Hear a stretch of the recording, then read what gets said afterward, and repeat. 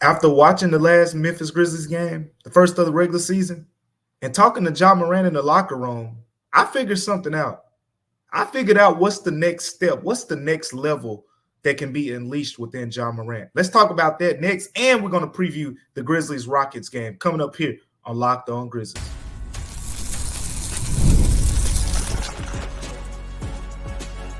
You are Locked On Grizzlies, your daily Memphis Grizzlies podcast, part of the Locked On Podcast Network, your team every day.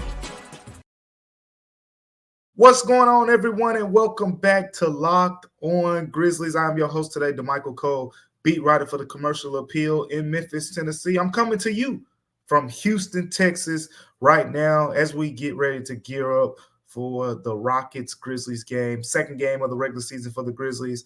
A lot to talk about in today's show. I was also in Salt Lake City, so I got a lot of sound bites I'm going to take you guys through, talking to the players in the game, some things Santi said, John Morant, Desmond Bain, Marcus Smart, Jay Huff, and much more. So we're going to talk about all that throughout today's show, as well as in the first segment, we're going to get into John Morant, what I think the potential leap for him could be this season. I'm going to explain some Grizzly rotations decisions from yesterday as well. Well, from the previous game. I know Joe Molinax, my co-host, who's not with me on today, had some things to say about the rotation. I think we got some answers talking to Taylor Jenkins after that game and talking to the players.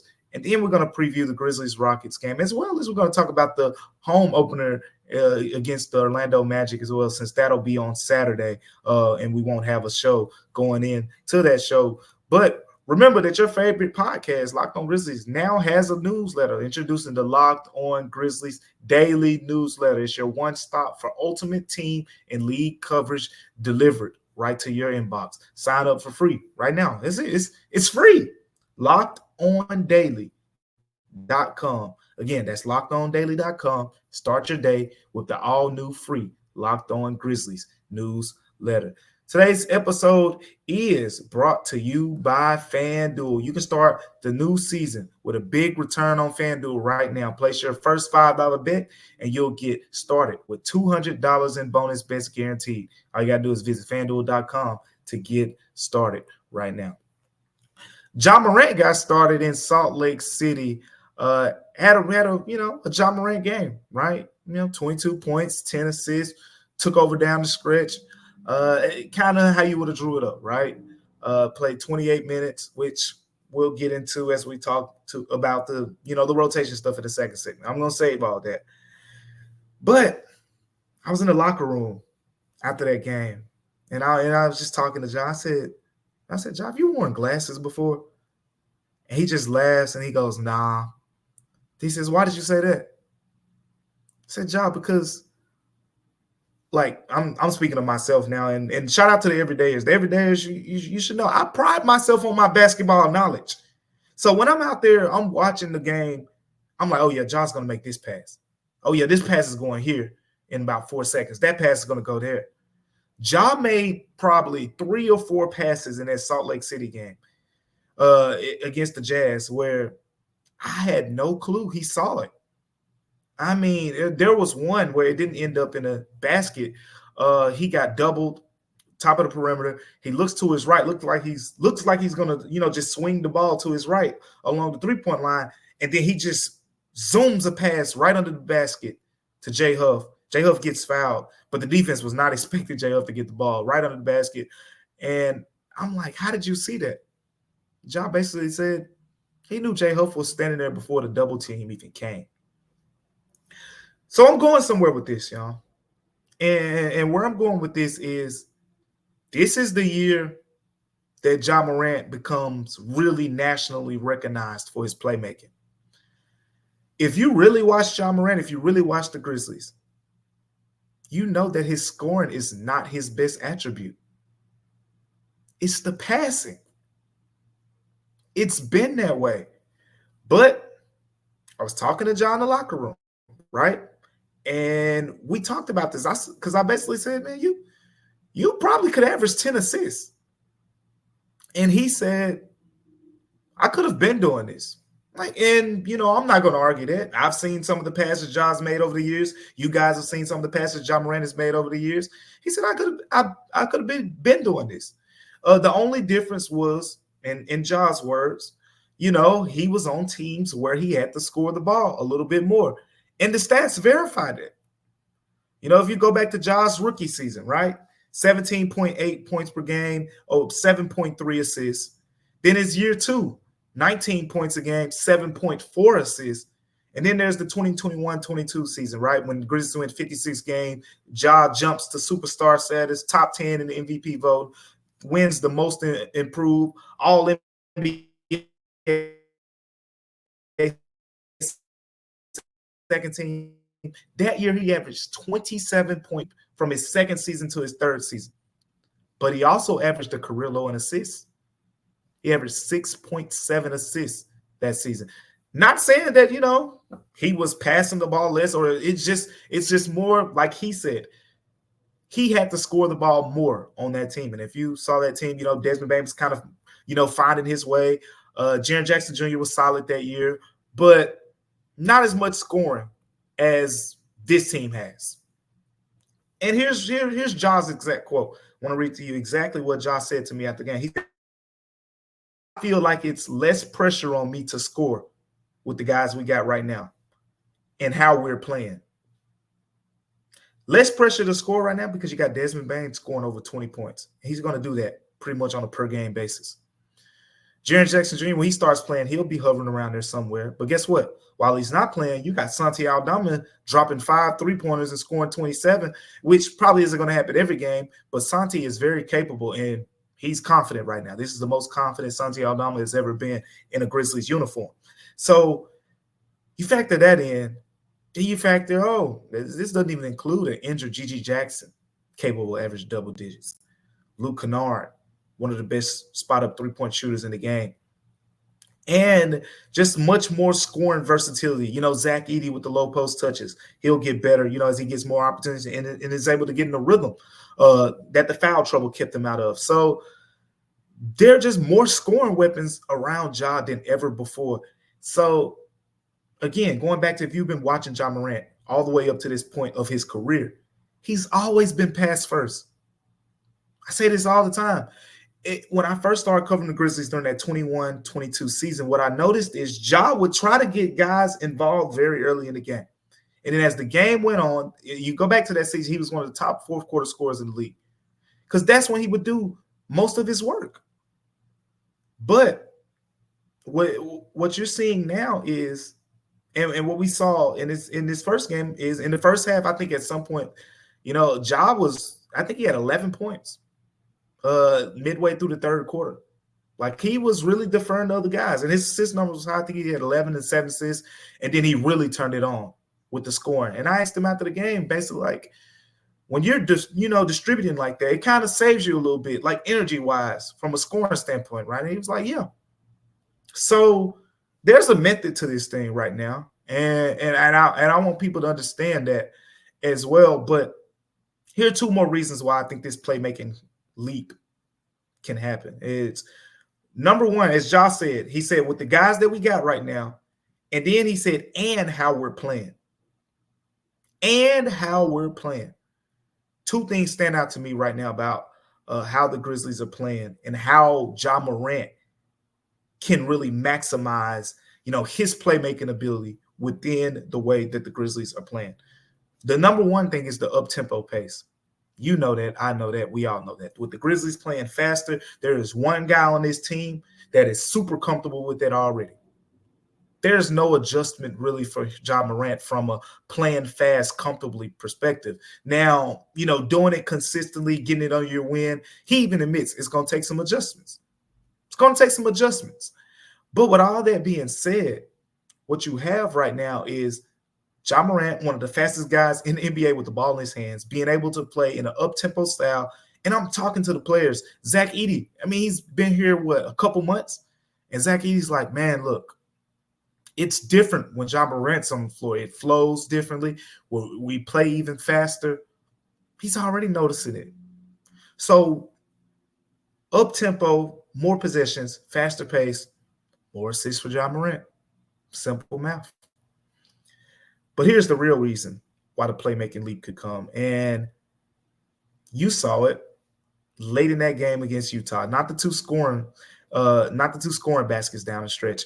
It was 2 times Ja Morant drove to the basket. One in particular, I talked to Santi and Ja about this, where Ja Morant jumped in the air. They tell you don't do this in basketball. And I don't think he knew where he was going with it. He went up to try to score, but Utah defensed it perfectly to prevent him from scoring. Then Santi just snuck through the back. Ja dumped it off to him. Easy layup. Cutting to the basket. How many times have you heard us on Locked On Grizzlies? How many times have you heard Taylor Jenkins? Talk about within this new offense, the cuts will be important. You know someone who is extremely comfortable with cutting to the basket within this offense, and it comes natural to? Santi Aldama. You know why? Because Santi Aldama plays this way a lot with the Spanish basketball team. I asked him probably 2-3 weeks ago about the similarities in the way that the Spanish basketball team plays and this new Grizzlies offense. And he said, yes, this is very comfortable for me. The biggest difference within the two is the Spanish national team runs sets, right? So those cuts are more orchestrated movements throughout the sets, whereas the Grizzlies, it's more free flow, freestyle kind of playing, and you're spacing the floor, you're cutting just to get consistent movement, consistent pace, and things like that. So whereas in Spain, it would be drawn up for Santi to cut there. That was just feel. And I say that because Santi's not going to be the only one doing that, because the film room is going to show it. When Josh driving to the basket, guys are going to come down from the weak side trying to help. And it's going to be the job of that scorer, the guy in the corner, to get to the dunker spot, cut to the basket. And Josh's going to find you. He's going to find you. So there are a lot more potential assists out there for Ja within this new scheme because of the up-tempo, because of the emphasis on cutting, which we saw 2 assists to Santi late in the game in those situations. And quite frankly, in Ja's last healthy season, 2022-2023, 8.1 assists per game, which was a career high. I'm buying it. I think you guys should buy into it. I don't know what the exact number will be, but 8.1 assists is really good. And I think Ja's going to be higher than that. I think he gets somewhere in that 8.5, 9. He might even flirt with 10, depending on, how healthy the Grizzlies are and how everything works around him. It is going to be something interesting to follow. Speaking of interesting to follow, the Grizzlies rotation was interesting to follow in that first game. I want to talk about some rotation decisions that were made by the Grizzlies coming up here next. But before we get to that, today's episode is brought to you by PrizePicks. Listen up. PrizePicks is the best place to get real money sports action. With over 10 million members and billions of dollars in awarded winnings, PrizePicks has made daily fantasy sports accessible to everyone. All you got to do is you pick more or less on at least 2 players for a shot to win up to 100 times your cash. So you can run this game all season long on PrizePicks. And again, you can win up to 100 times your money on PrizePicks with as little as 4 correct picks. It's simple. In PrizePicks is the best way to get in on the actions. It's available in over 30 states all across the United States. Sign up today and get $50 instantly when you play $5.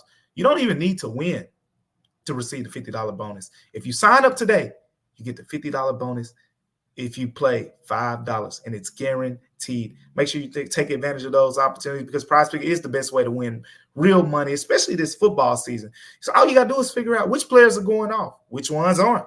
Make your picks in less than 60 seconds and turn your sports opinions into real money all season long. All you got to do right now, download the app and use the code LOCKEDONNBA to get $50 instantly after you play your first $5 lineup. Again, download the PrizePicks app today. Use the code LOCKEDONNBA to get $50 instantly after you play your first options. Coming up here on Locked On Grizzlies, Grizzlies rotation decisions. Let's talk about it next on Locked On Grizzlies. The Grizzlies played 11 players in their last game against the Utah Jazz. And I know some of you were watching and you're like, what's this lineup Taylor Jenkins got in the game right now? What's really going on? And I'll add some context. I think he got 1 point in the first quarter, right?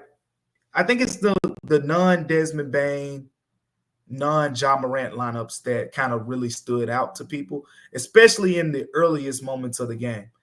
I think there was one lineup early in the first quarter. Well, not early in the first quarter, late in the first quarter, excuse me.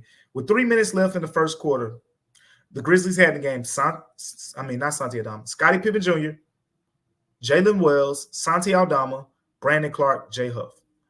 Scottie Pippen Jr., Jalen Wells, Santi Aldama, Brandon Clark, Jay Huff. That was one lineup that kind of caught my eye.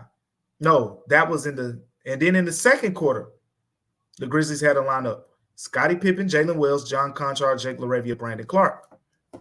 What you notice in both of those lineups is neither lineup had Ja Morant, neither lineup had Desmond Bane. Now, as you get through the season, you would like to say the Grizzlies would have Ja Morant, Desmond Bane in pretty much every lineup over the course of 48 minutes of a competitive game. Or you want to have Jaren Jackson Jr. in the game, but he wasn't available. So let's get into it. I was in the locker room after that game in Utah, and 6 games in 9 days is not lost upon this Grizzlies team. I want to point that out. Multiple players were talking about it. Multiple players know it's about to be a grind. Taylor Jenkins even talked about it. Taylor Jenkins, of course, he's the head coach. He's not going to talk about it in an excuse-making way. He said it's something the entire NBA is dealing with. And you know what? A lot of the NBA does have a more compact schedule. It's the beginning of the season. Everyone's legs fresher. You stack the games in there. You spread them out later on. I guess that's the way the NBA schedule, whatever the case may be. But with all that being said, here's how I look at it. And here's kind of what I gathered from talking to Taylor Jenkins, talking to the Grizzlies players and whatnot.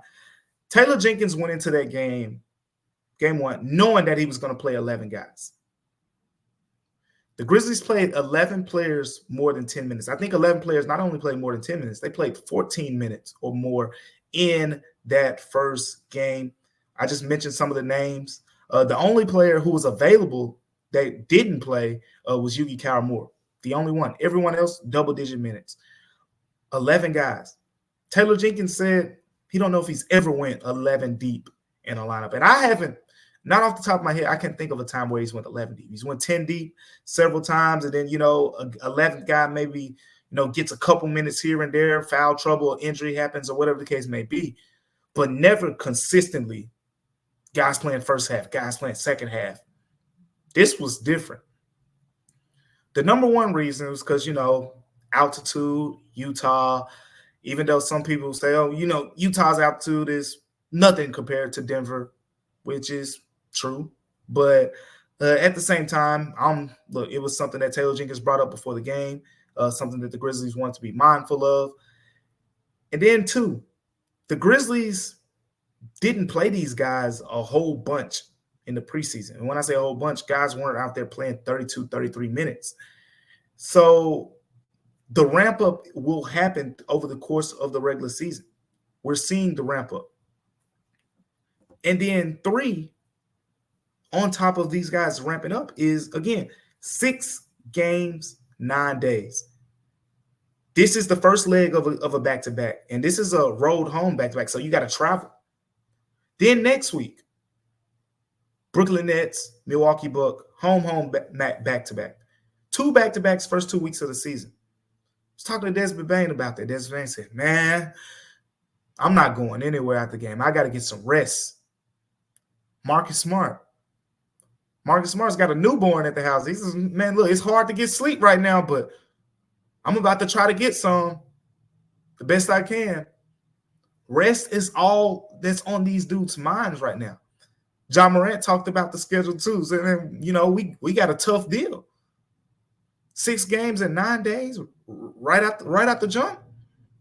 So when you complain about the rotation and things like that, keep that in mind. There is a ramp up that's happening in the regular season right now with these players. Ja Morant played 28 minutes. Desmond Bane ended up playing 27. He was limited to foul trouble in the first half, but he ended up playing 27. That's not where they're going to be at eventually.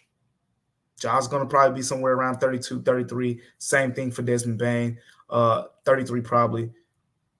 But right now, the Grizzlies will slowly get to that point. You got a back-to-back here, and that's the way things are about to go. So, yeah, they might play 11 again. They might play 10, but they're going to ramp these dudes up, and that's the way that's going to happen. Then another thing that stood out to me, and this is a different one, Taylor Jenkins with the rotations, it was just feel. Those were not planned rotations. In fact, Scottie Pippen Jr. and Jalen Wells were the first two players to get in the game, right?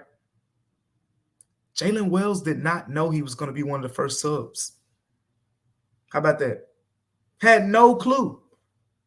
When Taylor Jenkins looked over to the bench, said Scottie Pippen Jr., he probably expected it. You know, he's backup point guard to Ja Morant. Then he looked over there, he said Jalen Wells. Jalen Wells like, me? Yeah. So that just goes to show, you know, even with like Jay Huff getting the hot hand, right? Brandon Clark losing some minutes because of that. Like, that's feel, you know. But I think Taylor Jenkins deserves some credit there. You know, I know some people say, oh, you want to play 8-9 guys at the beginning of the season. Saying that right now, it's going to be the same. You'll be the same person complaining when knee soreness injuries are happening in February, and guys got to miss a few games, and you know, guys can't play the second leg of a back-to-back or whatever the case may be. It's a marathon. This is not a sprint.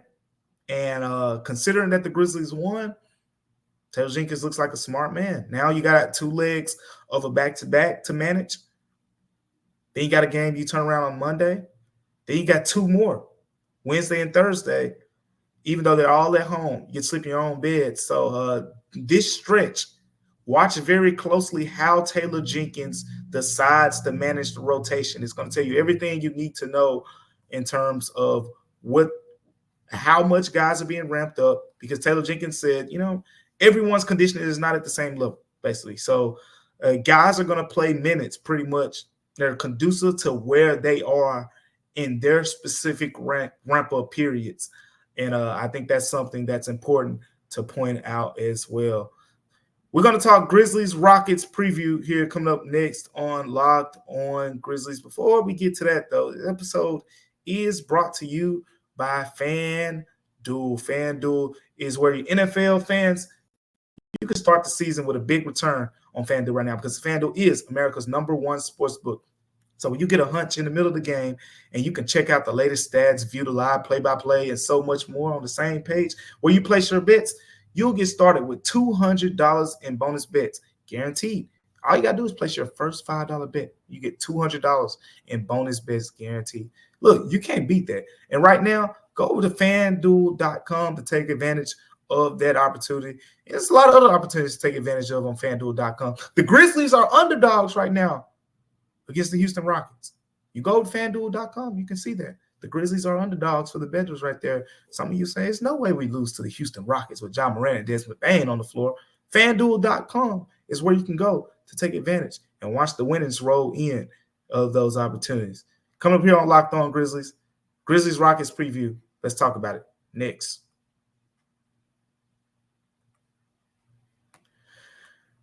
Oh, man. The Grizzlies will play the Houston Rockets, and this is the first leg of a back-to-back. Jaren Jackson Jr. is unlikely to play. He's listed as doubtful, but doubtful is an upgrade from being out for the first game. You're picking up my drift here. You're probably realizing that he's going to be upgraded again before the Magic game and potentially could be in line to play against the Orlando Magic and make his season debut. But before Jaren Jackson Jr. gets back, the Grizzlies got one more against the Rockets. And this is going to be an interesting game. The Rockets have some depth. We know they have some former Grizzlies over there. One of those players will not be available, Steven Adams. will be out while dealing with a calf injury. Dylan Brooks is listed as probable, which means pretty much going to play, barring something, a drastic change or whatever the case may be. But Steven Adams is out, so no Steven Adams, revenge game factor and all that stuff if you buy into it at all. Now this Rocket team, when I look at it, they got a lot of depth, but they're figuring things out kind of like the Grizzlies are right now. Like the Grizzlies are figuring things out from the perspective of so many injuries have kind of just janked up this rotation. Taylor Jenkins played so many combinations in that last game that pretty much didn't even see time together in the preseason. Like there were a lot of different combinations that were on the floor for the Grizzlies in that game. And I think what you saw with the Rockets is a lot of new combinations as well. They're figuring out how can they put all these talented players on the floor and make it work. They lost their first game of the season 110-105 at home against the Charlotte Hornets. LaMelo Ball had 34 and 11 in that game as well. But what you saw was Alperen Sengun, 25 points, 18 rebounds, 5 assists. Zach Edey fouled out of that first game. You don't want Zach Edey to foul out of this one. Sengun is as crafty as they get. His footwork is impeccable. The touch around the basket. He made a couple three-pointers. This is the game where you brought Zach Edey to Memphis for, right? I just said 25 points, 18 rebounds, 5 assists. 18 rebounds. Zach Edey, 7'4", 290. That's what you were brought here for, to guard some of those guys. Speaking of guarding those type of guys, Jalen Green, 28 points, made 5 3-pointers in that game, but shot 15, in that game. But I think Marcus Smart will probably draw that assignment. You got Fred VanVleet, Dylan Brooks. Dez probably gets Dylan Brooks, and Ja guards Fred VanVleet. So no matchups to me that scream mismatch from the Rockets standpoint of how they can attack the Grizzlies. You're just going to need, Zach Edey is going to have to step into the challenge of guarding Sengun, which, again, I think Zach Edey never really had a chance to get in the rhythm in that first game. So we'll see. We'll figure out a lot about NBA Zach Edey in this game against Sengun. I think this is going to be a big test, but it's going to be a good test. The Rockets have the deeper bench on paper, but the Jazz had the deeper bench on paper against the Grizzlies too. And then next thing you know, Jay Huff comes off the bench. Boom, 13 points. Scottie Pippen Jr. is getting blocks, getting steals. Jalen Wells is knocking down multiple three-pointers. So, look, both benches have a lot of talent. Reed Shepherd, Cam Whitmore, the Thompson brother, right? Amen Thompson, super fast, talented, explosive athlete.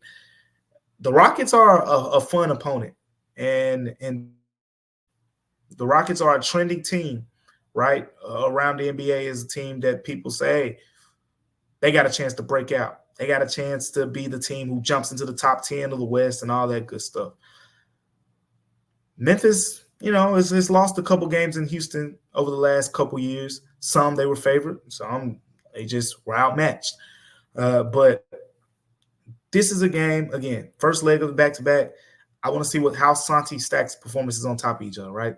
Jabari Smith, Santi Aldama is going to be an interesting matchup. Looking forward to seeing that one play out. But the Miami game is going to be a good one too. This is the first time that Dylan Brooks has won against Ja Morant. Dylan Brooks is probably going to be guarding Ja. And, there's going to be some friendly banter. Ja talked about Dylan, after the Jazz win, talked about Steven Adams as well, and basically said, those guys are my brothers, They meant a lot to Memphis, and they basically helped put this Grizzlies team that we've come to know it as on the map. So he was very respectful of, it wasn't all the again, this is a new job in a way. So he didn't say all the, I got to, give Dylan the business or anything like that. It was nothing like that. Just straight respect for what he did in Memphis. But he did say, hey, all that goes out the window when that ball's tipped up. When we get between those lines and that ball tipped up, all that goes out of the window. So this is going to be a fun matchup as well. But I'm more interested in the second leg of the back-to-back. We won't talk about it too much because, again, it's the second leg. The Houston Rocket game has to come first. But by the next time we're on Locked On Grizzlies, we're going to be recapping both of these games because the next show that you get will be on Monday. But The home opener, Orlando Magic. I think it's going to be a fun game. Orlando is one of the best defenses in the NBA, period, already on paper. In that first game, I mean, they were stifling. If you didn't see what they did to the Miami Heat, go look at some highlights on YouTube. Bam Adebayo and Jimmy Butler were both held under 10 points. Miami just looked nothing like what I thought that team could be this year, but Orlando looked like I thought they could be. Terrific defensive team. They added Kentavious Caldwell-Pope, Jalen Suggs. That probably you can make an argument that's the best defensive backcourt.